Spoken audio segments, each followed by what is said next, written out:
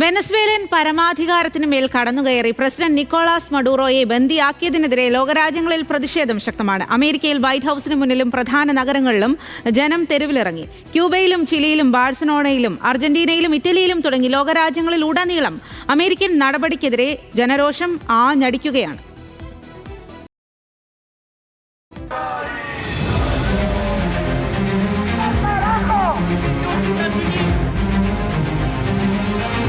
Venezuelan പരമോന്നതയ്ക്ക് മേൽ America നടത്തിയ അധിനിവേശത്തിൽ ലോകരാജ്യങ്ങളിൽ വലിയ പ്രതിഷേധമാണ് ഉടലെടുക്കുന്നത്. സൗത്ത് അമേരിക്കൻ രാജ്യങ്ങളിലും കരീബിയൻ രാജ്യങ്ങളിലും ട്രംപിന്റെ നടപടിയിൽ പ്രതിഷേധിച്ച് ആയിരങ്ങൾ തെരുവിലിറങ്ങി.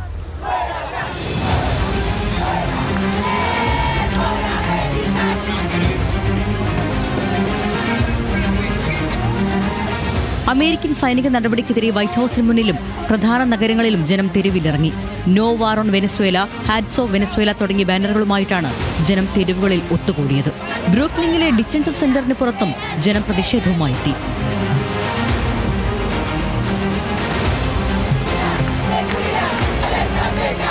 മഡൂറോയ്ക്ക് പിന്തുണയുമായി ക്യൂബയുടെ തലസ്ഥാനമായ ഹവാനയിൽ 10,000-കണക്കിന് പേർ തെരുവിലിറങ്ങി.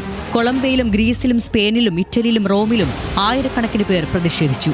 ഗ്രീസിൽ അമേരിക്കൻ പതാക പ്രതിഷേധക്കാർ അഗ്നിക്കിരയാക്കി. അമേരിക്കൻ നടപടിക്കെതിരെ കൊളംബിയയിലും ജനം തെരുവിലിറങ്ങി. മഡൂറോയെയും ഭാര്യയും ബന്ദിയാക്കിയ നടപടി പുനഃപരിശോധിക്കണമെന്നും മഡൂറോയെ വിട്ടയക്കണമെന്നും പുടിൻ ആവശ്യപ്പെട്ടു. ജനങ്ങളാൽ തെരഞ്ഞെടുക്കപ്പെട്ട നേതാവാണ് മഡൂറോയെന്നും പുടിൻ വ്യക്തമാക്കി.